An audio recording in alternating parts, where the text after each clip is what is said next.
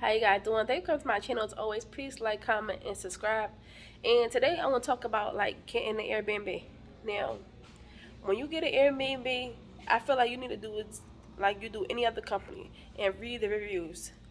This way, you could like get an idea of what other people thought about the place, um, whether it was negative, positive. You could get the total idea, concept of the place you're going to be staying in. Second, you need to get the location from the host. Not only the address, but they need to send you the pin location if that's possible. But like, hey, I see you send me the location, the address, but can you send me your location?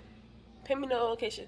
Because sometimes, like in the situation we had yesterday when I helped a subscriber go to his Airbnb, the address was incorrect. So how you sending somebody an address that's incorrect?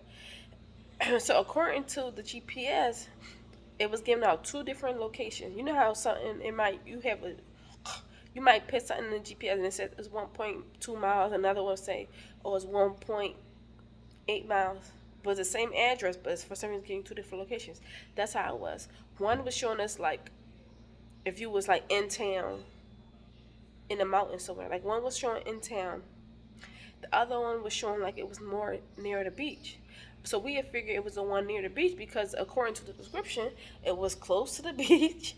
It had all like close to all these shops and all this other stuff that they said in the description in the Airbnb. So we figured, okay, that would be the one because the second location, the first one that was in town, did not have. There's nothing near. It's like residential. That's it.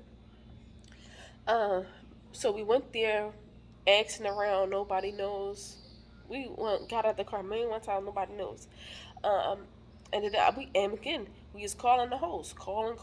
So if you guys could get a secondary number, like, hey, is there anybody who is a secondary number I could call just in case you don't pick up? Because a million people was calling that number, nobody was picking up. We was even trying to call Airbnb customer service, but of course everything was in Spanish, and then it kept hanging up the phone. You know how you call the phone number and say something and it hung up? It kept doing that. So I'm like, this is some crazy. Mind you, it's been raining this whole week.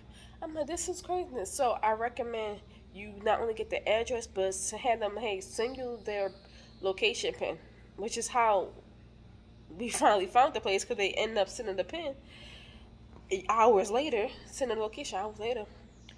So I recommend that, and also I recommend that if you could have somebody go to the Airbnb and visit prior to you even coming, that will save you a whole lot of time and energy and potential money. And the reason is because, all right, for the my friend in the case, he based on the description, he assumed that it was near shops and beach and all that, so he could walk around. Now, the fact that it's not and it's actually in town up in the mountains, he had to get motorculturals and taxis the whole time, which is an expense that he was not, um, he probably didn't count for.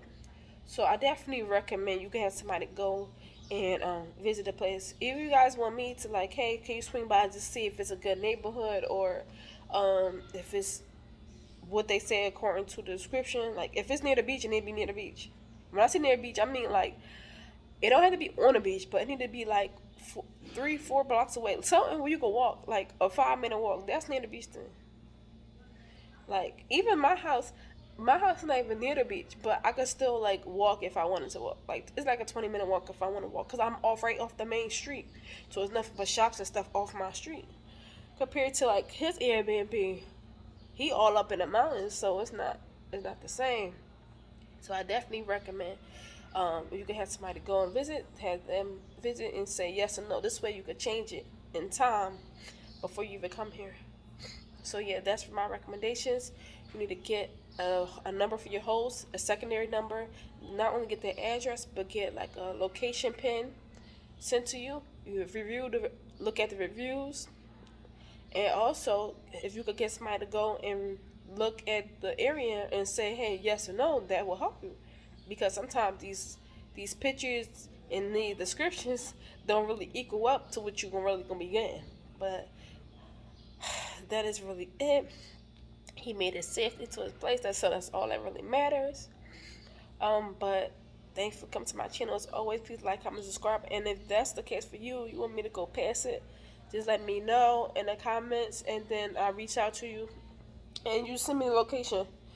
If you already booked it, they're gonna give you the address. So send me the address, and then I drive around there and see if it's like a good part. So I'm like, all right, because you here to visit short time, so you're not trying to be like had to take taxi and all that other stuff every day. But yeah, that's really it. Have a good day as always. Bye, y'all.